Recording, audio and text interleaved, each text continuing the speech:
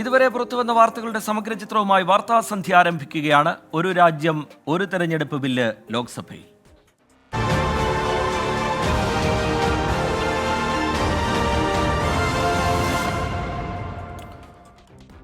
ശക്തമായ പ്രതിപക്ഷ പ്രതിഷേധത്തിനിടെ ഒരു രാജ്യം ഒറ്റ തെരഞ്ഞെടുപ്പ് ബില്ല് ലോക്സഭയിൽ അവതരിപ്പിച്ചു. സഭയിലെ വോട്ടെടുപ്പിൽ ഭൂരിപക്ഷത്തിന്റെ അനുമതിയോടെയാണ് നിയമമന്ത്രി അർജുൻ റാം മേഘ്വാൾ ബില്ല് അവതരിപ്പിച്ചത്. ബിൽ സംയുക്ത പാർലമെന്ററി സമിതിക്ക് വിടാനാണ് തീരുമാനം. ഒരു ബില്ലവതരണത്തിനായി ഇലക്ട്രോണിക് വോട്ടിംഗ് യന്ത്രം ഉപയോഗിച്ച് വോട്ടെടുപ്പ് നടത്തിയെന്ന അപൂർവതയ്ക്കാണ് ഇന്ന് ലോക്സഭ സാക്ഷ്യം വഹിച്ചത്. 198-നെതിരെ 269 വോട്ടുകൾക്ക് ബില്ലിന് അവതരണാനുമതി ലഭിച്ചു. I beg to move for leave to introduce the Constitution 129th Amendment Bill 2024, further to amend the Constitution of India. സംസ്ഥാന നിയമസഭകളുടെയും ലോക്സഭയുടെയും തിരഞ്ഞെടുപ്പ് ഒന്നിച്ചു നടത്താനുള്ള 129 ഭേദഗതി ബിൽ, നിയമസഭകളുള്ള 3 കേന്ദ്രഭരണ പ്രദേശങ്ങളുടെ തിരഞ്ഞെടുപ്പ് ഒരുമിച്ച് നടത്താനുള്ള ബിൽ എന്നിവ കേന്ദ്ര നിയമമന്ത്രി അർജുൻ റാം മേഘ്വാൾ സഭയുടെ മേശപ്പുറത്ത് വച്ചു. ഉടൻ തന്നെ എതിർപ്പുമായി പ്രതിപക്ഷമെത്തി. Allot me the time for only one person leaders, okay, but a constitution amendment bill drastically changing the electoral process of our country, that is to be introduced separately, that is to be introduction has to be discussed, then take the other bill, otherwise it will be not fair as far as constitutional amendment is concerned. ബില്ലവതരണത്തെ എതിർത്ത കോൺഗ്രസ് അംഗം അനീഷ് തിവാരി ചർച്ച ആവശ്യപ്പെട്ടു. And therefore the bills which have been moved by the Honorable Minister of Law and Justice absolutely assault the basic structure of the Constitution and are beyond the legislative competence of this House. DMK, Trinamool Congress, Samajwadi party, NCP അടക്കം India സഖ്യത്തിലെ മുഴുവൻ പാർട്ടികളും സംസ്ഥാന നിയമസഭകളെ അട്ടിമറിക്കുന്ന bill അംഗീകരിക്കില്ലെന്നും JPCക്ക് വിടണമെന്നും ആവശ്യപ്പെട്ടു. തുടർന്ന് ആഭ്യന്തരമന്ത്രി അമിത്ഷായുടെ ഇടപെടൽ. മന്ത്രിസഭാ യോഗത്തിൽ പ്രധാനമന്ത്രി തന്നെ ബില്ല് JPCക്ക് വിടാമെന്ന് പറഞ്ഞിട്ടുണ്ടെന്ന് അമിത്ഷാ. JPCക്ക് വിടാൻ എതിർപ്പില്ലെന്ന് നിയമമന്ത്രിയും വ്യക്തമാക്കി. കോൺഗ്രസ് പാർട്ടി में विचार रख सकता है, मतलब विरोध ही करना है, मगर विचार वक्त कर सकते हैं, इसका मतलब होता है पक्ष में भी बोल सकते. ബില്ല് JPCക്ക് വിടുന്നതായുള്ള പ്രമേയം അടുത്ത ദിവസം നിയമമന്ത്രി അർജുൻ റാം മേഘ്വാൾ അവതരിപ്പിക്കും.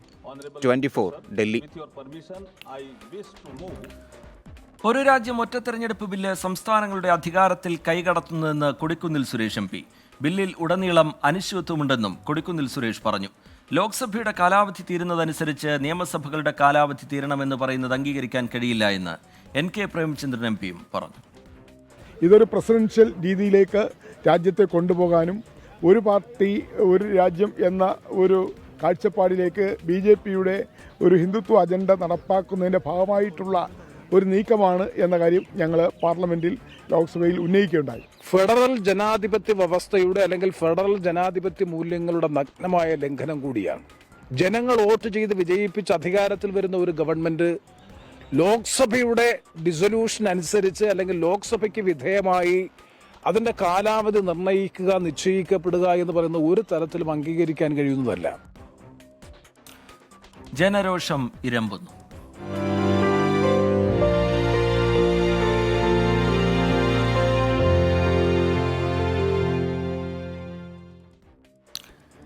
എറണാകുളം കോതമംഗലത്ത് കാട്ടാനാക്രമണത്തിൽ കൊല്ലപ്പെട്ട എൽദോസിന് വിട നൽകി നാട്. ചേലോട് കുറുമറ്റം സെമിത്തേരിയിലായിരുന്നു സംസ്കാരം. ആക്രമണത്തിൽ എൽദോസിന്റെ ആന്തരികാവയവങ്ങൾക്ക് കാര്യമായി ക്ഷതമേറ്റു എന്നാണ് പോസ്റ്റ്മോർട്ടം റിപ്പോർട്ട്. കാട്ടാന ആക്രമണത്തിൽ വൻ പ്രതിഷേധത്തിനാണ് കോതമംഗലം സാക്ഷ്യം വഹിച്ചത്.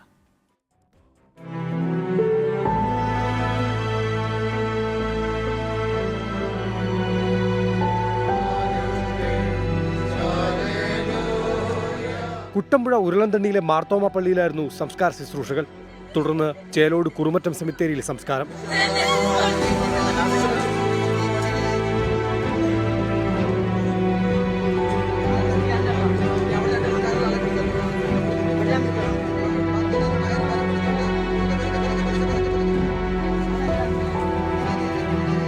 എറണാകുളം കളമശ്ശേരി മെഡിക്കൽ കോളേജിലെ പോസ്റ്റ്മോർട്ടം നടപടികൾക്ക് ശേഷം 12 മണിയോടെയാണ് എൽദോസിന്റെ മൃതദേഹം ബന്ധുക്കൾക്ക് വിട്ടു നൽകിയത്. കണാച്ചേരിയിലെ വീട്ടിൽ മൃതദേഹം പൊതുദർശനത്തിന് വെച്ചു.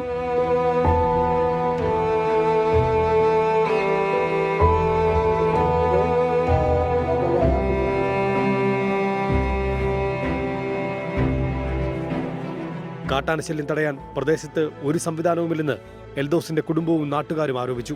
ഇവിടെ നമുക്ക് തെങ്ങൊക്കെ ഇടാതെ അതൊക്കെ നശിപ്പിച്ചു ആന. ഇത് ഇവിടെയൊക്കെ എപ്പോഴും വരുന്ന ആന. ഇവിടെ യാതൊരു ആനനെ ഇത് ചെയ്യാനായിട്ട് യാതൊരു സംവിധാനവും ഇല്ല. ഒരു ലൈറ്റോ കാര്യങ്ങളോ ആന ഇവിടെ അപ്പച്ചനൊന്നും ഉറക്കമില്ല രാത്രി ആനനെ പേടിച്ചിട്ട്. ആന ഇങ്ങനെ ഇറങ്ങാറൊക്കെ ഉണ്ട്. ആന ഇറങ്ങാൻ തുടങ്ങിയിട്ട് കുറെ കാലങ്ങളായി. ഇവിടെ ഫോറസ്റ്റുകാരോട് പറഞ്ഞ് അവരോട് പലരോടും പല രീതിയിലും പറഞ്ഞതാ. പക്ഷെ ആരും അത്ര ഗവനിക്കുന്നില്ല. പണ്ട് ഇവിടെ ഒരു ഫെൻസിങ് വലിച്ചായിരുന്നു, അത് കംപ്ലീറ്റ് പോയി.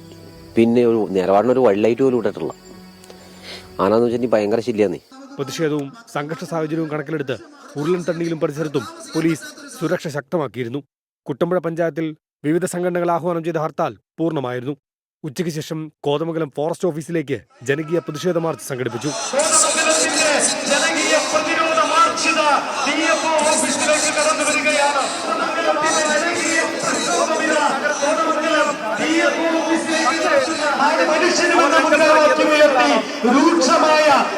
എറണാകുളത്ത് സെക്യൂരിറ്റി ജീവനക്കാരനായിരുന്ന എൽദോസ് വർഗീസ് ജോലി കഴിഞ്ഞെത്തി വീട്ടിലേക്ക് നടന്നു പോകും വഴിയാണ് ഇന്നലെ രാത്രി കാട്ടാനയുടെ ആക്രമണം ഉണ്ടായത്. എൽദോസ് ദാരുണമായി കൊല്ലപ്പെട്ട സ്ഥലത്ത് നാട്ടുകാർ വലിയ പ്രതിഷേധവുമായി എത്തിയിരുന്നു. ജില്ലാ കളക്ടർ നടത്തിയ ചർച്ചയെ തുടർന്നാണ് പ്രതിഷേധം അവസാനിപ്പിച്ചത്. സാധാരണ കാണാറുള്ള അപേക്ഷയുടെ സ്വരം സമരക്കാർ മാറ്റിയിരിക്കുന്നു. നിലവിലവർ മുന്നറിയിപ്പിലേക്കാണ് ഇപ്പോൾ കടന്നിരിക്കുന്നത്. ഇനിയെങ്കിലും തിരുത്തിയാൽ ഭരണകൂടത്തിന് കൊള്ളാം. ക്യാമറമാൻ നിഖിലിനൊപ്പം S Sreekanth, 24 Kochi.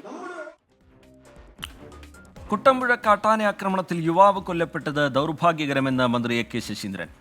Dredging, fencing എന്നിവ പൂർത്തിയാക്കാൻ നിർദ്ദേശം നൽകിയെന്നും മന്ത്രി വ്യക്തമാക്കി. വനംവകുപ്പ് ഇത്രയും നിസ്സംഗരായി നിന്ന കാലം കേരളത്തിന്റെ ചരിത്രത്തിൽ ഉണ്ടായിട്ടില്ല എന്ന് പ്രതിപക്ഷ നേതാവ് വി ഡി സതീശൻ കുറ്റപ്പെടുത്തി.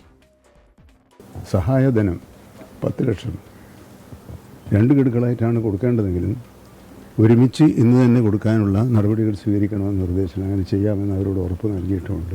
ഇന്നലെ തന്നെ കളക്ടറും കൂടി നടത്തിയ ചർച്ചയിൽ അവിടെ വഴിവിളക്കുകൾ സ്ഥാപിക്കാനും ട്രെഞ്ച് കുഴിക്കാനും മറ്റ് സ്ഥലങ്ങളിൽ സോളാർ ഹാങ്ങിങ് ഫെൻസിങ് സ്ഥാപിക്കാനുമുള്ള നടപടികൾ പൂർത്തിയാക്കേണ്ടായി.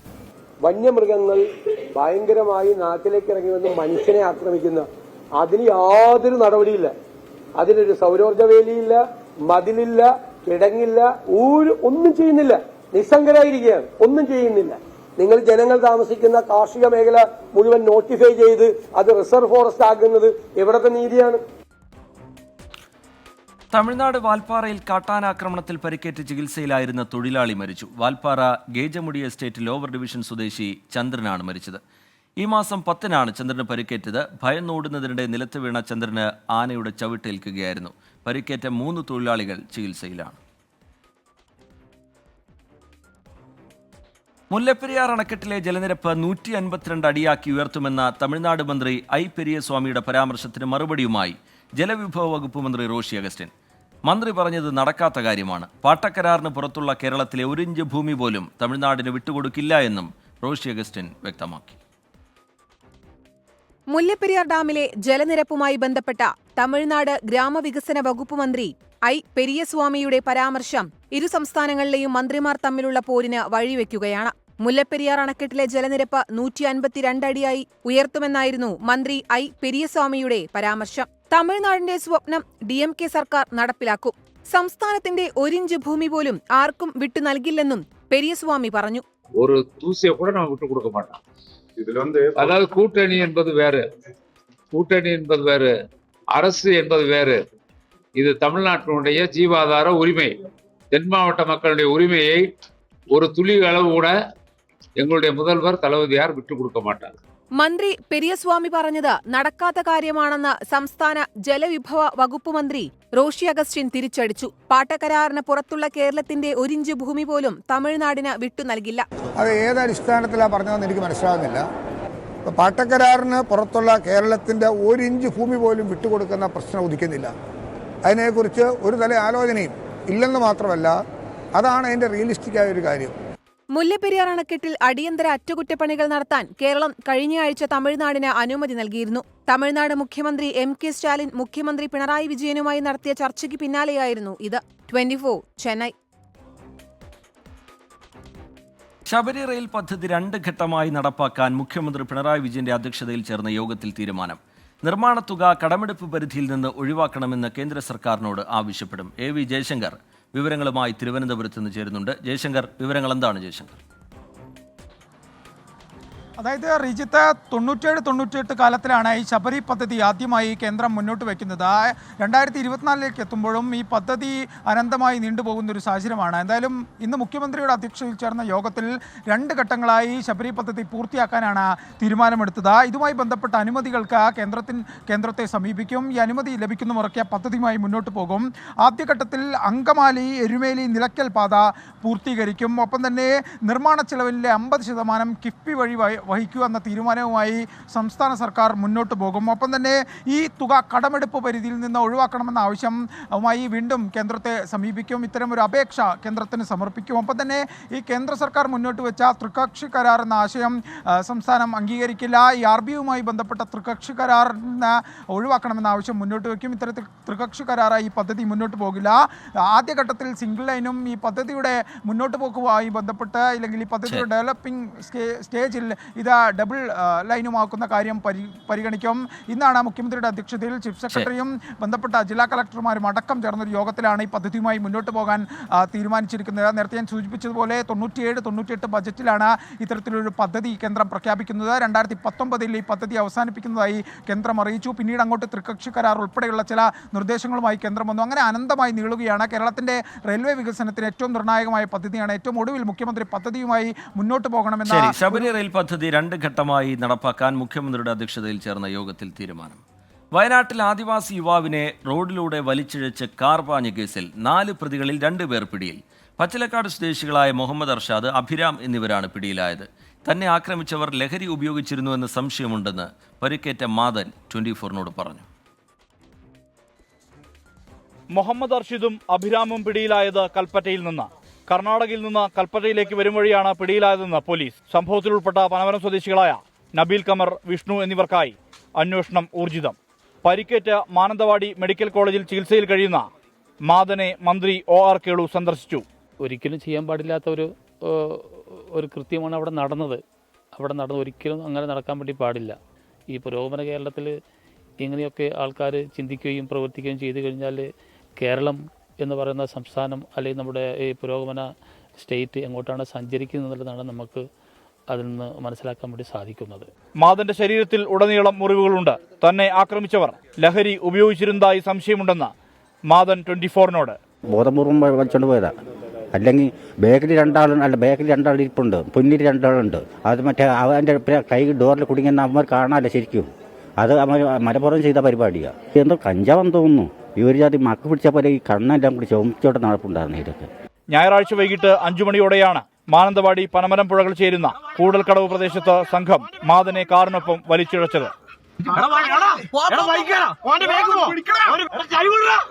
24 വയനാട്. മന്ത്രിമാറ്റ തർക്കത്തിൽ NCP ദേശീയ അധ്യക്ഷൻ ശരത് പവാറിനെ അതൃപ്തി അറിയിച്ച് തോമസ് കെ തോമസ്. സംസ്ഥാന നേതൃത്വത്തിന്റെ നിർദ്ദേശം കെ ശശീന്ദ്രൻ മുഖവിലേക്ക് എടുക്കുന്നില്ല എന്ന് സംസ്ഥാന അധ്യക്ഷൻ PC ചാക്കോയും ശരത് പവാറിനോട് പരാതിപ്പെട്ടു. NCP സംസ്ഥാന ഘടകത്തിൽ തർക്കം രൂക്ഷമായിരിക്കെയാണ് ഇരുവരും ഡൽഹിയിലെത്തി ശരത് പവാറിനെ കണ്ടത്. വിവരങ്ങളുമായി R അച്യുതൻ ഡൽഹിയിൽ നിന്ന് ചേരുന്നുണ്ട്. അച്യുതൻ, ഈ ശശീന്ദ്രനെ മന്ത്രിസ്ഥാനത്ത് നിന്ന് മാറ്റാനുള്ള നീക്കങ്ങൾ സജീവമായി നടക്കുന്നതിനിടെ ഇരുവരും ഡൽഹിയിലെത്തിയിരിക്കുകയാണ്. എന്താണ് ശരത് പവാറിന്റെ ഇതുമായി ബന്ധപ്പെട്ടുള്ള നിലപാട്? കൂടിക്കാഴ്ചയുടെ വിവരങ്ങൾ എങ്ങനെ അച്യുതൻ?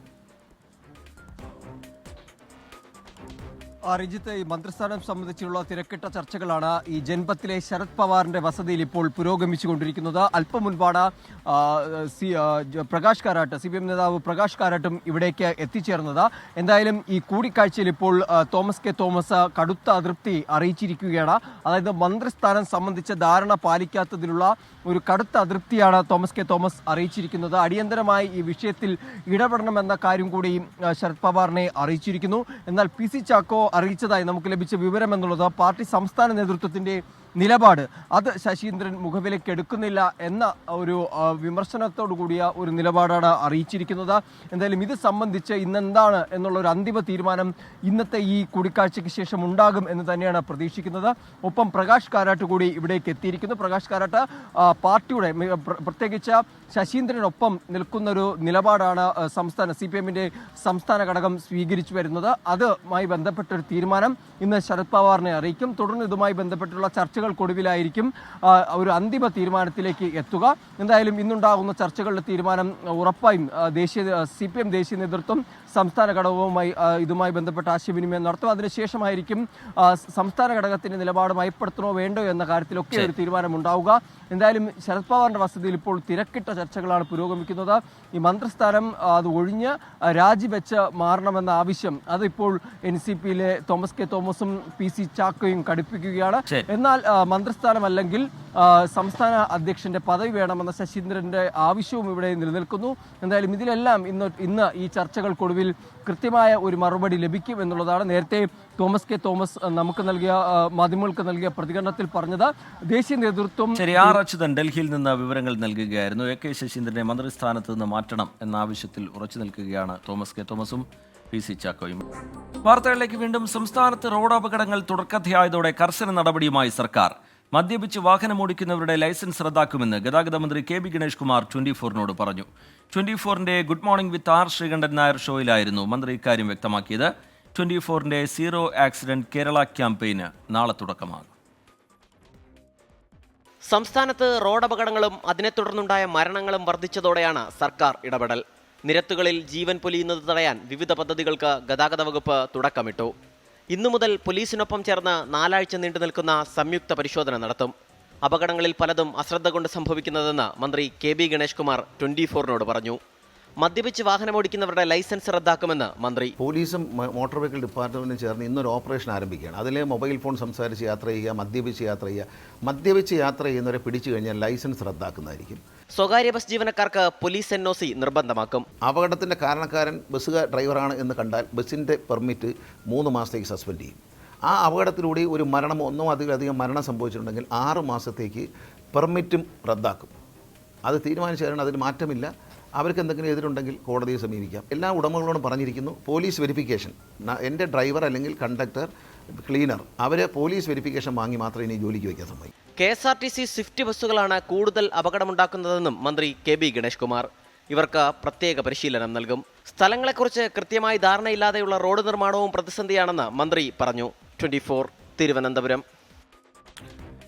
ചലച്ചിത്ര നിർമ്മാതാക്കളുടെ സംഘടനയിൽ നിന്ന് സാന്ദ്ര തോമസിനെ പുറത്താക്കിയ നടപടിക്ക് സ്റ്റേ. എറണാകുളം സബ് കോടതിയുടേതാണ് നടപടി. അന്തിമ ഉത്തരവ് വരും വരെ സാന്ദ്ര തോമസിന് പ്രൊഡ്യൂസേഴ്സ് അസോസിയേഷൻ അംഗമായി തുടരാം. സാന്ദ്ര തോമസ് നൽകിയ ഉപഹർജിയിലാണ് ഉത്തരവ്. വാർത്തകളിലേക്ക് വീണ്ടും. ഇന്റർനാഷണൽ ക്വിസിംഗ് അസോസിയേഷന്റെ ഏഷ്യൻ ചാപ്റ്ററിന്റെ പ്രവർത്തനങ്ങൾ കേരളത്തിൽ ആരംഭിച്ചു. മുഴുവൻ വിദ്യാർത്ഥികളും ക്വിസ് മത്സരാർത്ഥികളായി രജിസ്റ്റർ ചെയ്ത ഏഷ്യയിലെ ആദ്യ സ്കൂൾ എന്ന ബഹുമതി തൃപ്രയാർ ശ്രീഗോകുലം പബ്ലിക് സ്കൂളിന് ലഭിച്ചു. ക്വിസിംഗിലെ ലോക ചാമ്പ്യനെ പ്രഖ്യാപിക്കുന്ന ലണ്ടൻ ആസ്ഥാനമായി പ്രവർത്തിക്കുന്ന സംഘടനയാണ് ഇന്റർനാഷണൽ ക്വിസിംഗ് അസോസിയേഷൻ. ഏഷ്യയിൽ മുഴുവൻ വിദ്യാർത്ഥികളും ക്വിസ് മത്സരാർത്ഥികളായി രജിസ്റ്റർ ചെയ്ത ആദ്യ സ്കൂൾ എന്ന ബഹുമതി തൃപ്രയാർ ശ്രീഗോകുലം പബ്ലിക് സ്കൂളിന് ലഭിച്ചു. School principal Abhilash KR IQA Kerala രക്ഷാധികാരി ലോക്നാഥ് ബെഹ്റയിൽ നിന്ന് പുരസ്കാരം ഏറ്റുവാങ്ങി. സംസ്ഥാന വിദ്യാഭ്യാസ വകുപ്പിന്റെ പങ്കാളിത്തത്തോടെ വിദ്യാർത്ഥികൾക്ക് IQAയുടെ പോർട്ടലിൽ മത്സരാർത്ഥികളായി രജിസ്റ്റർ ചെയ്യാം. എല്ലാ കുട്ടികൾക്കും ക്വിസിൽ പങ്കെടുക്കാൻ പറ്റും, എല്ലാ കുട്ടികൾക്കും ഇതിൽ ഇൻവോൾവ് ചെയ്യാൻ പറ്റും. അതുവഴി അവരുടെ ബൗദ്ധികമായിട്ടുള്ള കാര്യങ്ങൾ വികസിപ്പിച്ചെടുക്കാനും സാധിക്കും. ആ ഒരു മെസ്സേജ് സ്പ്രെഡ് ചെയ്തിട്ടാണ് നോക്കുന്നത്. അപ്പോൾ ചാമ്പ്യൻഷിപ്പ് ഇതിന്റെ ഒരു ഭാഗമാണ്. പക്ഷേ കേരള സർക്കാർ ഈ ഒരു തീരുമാനം എടുത്തത് ഈ ഒരു വിഷനോട് കൂടിയാണ്. കാരണം ഇതുവഴി കുട്ടികളിൽ ഒരു ഇംപ്രൂവ്മെന്റ് കൊണ്ടുവരാൻ സാധിക്കുന്നുള്ള ഒരു വിശ്വാസത്തോടു കൂടിയാണ് ചെയ്യുന്നത്. എല്ലാ ജില്ലകളിലും ജനുവരിയിൽ തന്നെ ജില്ലാതല ക്വിസ് മത്സരങ്ങൾ നടത്തും. വിജയിച്ചു വരുന്ന ടീമുകൾക്ക് സംസ്ഥാന തലത്തിൽ ഏറ്റുമുട്ടാം. 8ാം ക്ലാസ് മുതൽ 12ാം ക്ലാസ് വരെയുള്ള വിദ്യാർത്ഥികൾക്ക് 2 പേരടങ്ങുന്ന ടീമുകളായി മത്സരത്തിൽ പങ്കെടുക്കാം. 24 കൊച്ചി. പ്രവാസി വ്യവസായി ഡോക്ടർ B രവി പിള്ളയ്ക്ക് ബഹ്റൈൻ സർക്കാരിന്റെ അതിവിശിഷ്ട മെഡൽ. ബഹ്റൈൻ രാജാവ് ഹമദ് ബിൻ ഈസ അൽ ഖലീഫയാണ് ദേശീയ ദിനത്തിൽ അതിവിശിഷ്ട അംഗീകാരമായ ഫസ്റ്റ് ക്ലാസ് എഫിഷ്യൻസി മെഡൽ സമ്മാനിച്ചത്. ആദ്യമായാണ് ഒരു വിദേശ വ്യവസായി ബഹ്റൈൻ രാജാവിൽ നിന്ന് എഫിഷ്യൻസി മെഡൽ ഏറ്റുവാങ്ങുന്നത്. ഡോക്ടർ രവി പിള്ളയുടെ സമർപ്പണം ബഹ്റൈന്റെ വിവിധ മേഖലകളിലെ വികസനത്തിൽ നിർണായകമായിട്ടുണ്ടെന്ന് ഹമദ് രാജാവ് പറഞ്ഞു. മഹത്തായ അംഗീകാരം ഏറ്റുവാങ്ങാനായതിൽ അഭിമാനമുണ്ടെന്ന് ഡോക്ടർ രവി പിള്ള പറഞ്ഞു. പ്രവാസികളെ എന്നും നെഞ്ചോട് ചേർക്കുന്ന വലിയ മനസ്സുള്ള രാജ്യമാണ് ബഹ്റിൻ. ഹമ്മദ് രാജാവിൻ്റെ സിൽവർ ജൂബിലി ആഘോഷിക്കുന്ന ഈ അവസരത്തിൽ ഈ രാജ്യത്തിൻ്റെ പുരോഗതിക്കൊപ്പം സഞ്ചരിക്കുവാൻ സാധിച്ചതിൽ എനിക്ക് അതിയായ സന്തോഷമുണ്ട്. ഇത് കൈവരിക്കാൻ വേണ്ടി പ്രവർത്തിക്കുന്ന RP ഗ്രൂപ്പിലെ എല്ലാ ഫാമിലി മെമ്പേഴ്സിനും ബഹ്റിനുകൾക്കും എല്ലാ ഇന്ത്യക്കാർക്കും വേണ്ടി ഈ ബഹുമതി ഞാൻ സ്നേഹപൂർവ്വം ഡെഡിക്കേറ്റ് ചെയ്യുന്നു. നോക്കാമിനി ശബരിമലയിലെ ഇന്നത്തെ ചടങ്ങുകൾ. സൈക്കിൾ പ്യൂർ അഗർബത്തി ശരണം സന്നിധാനം സമർപ്പിക്കുന്നത് അഗർബത്തി എന്നാൽ സൈക്കിൾ.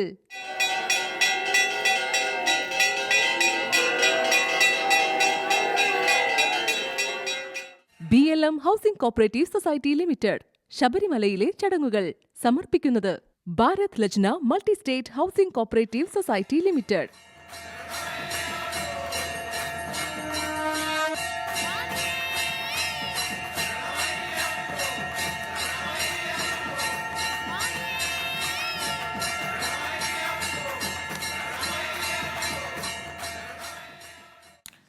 ഇനി ഇന്നത്തെ സ്വർണ്ണവില നോക്കാം. ഇന്നത്തെ സ്വർണ്ണനിരക്ക് സമർപ്പിക്കുന്നത് സ്പർശ ഗോൾഡ് ആൻഡ് ഡയമണ്ട്സ്. ഫിജിറ്റലാകൂ ഇനി സ്പർശയോടൊപ്പം.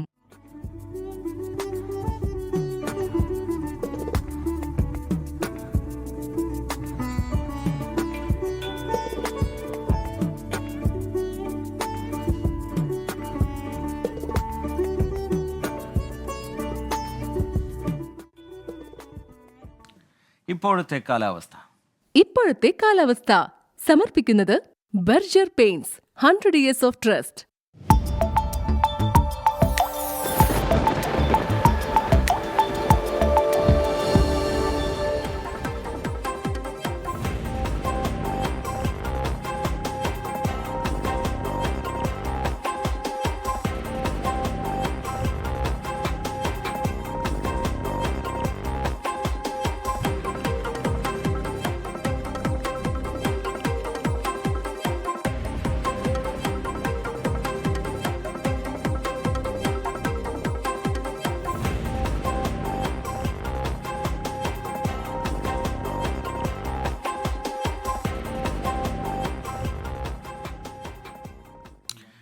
വാർത്താസന്ധ്യ പൂർത്തിയാവുകയാണ്.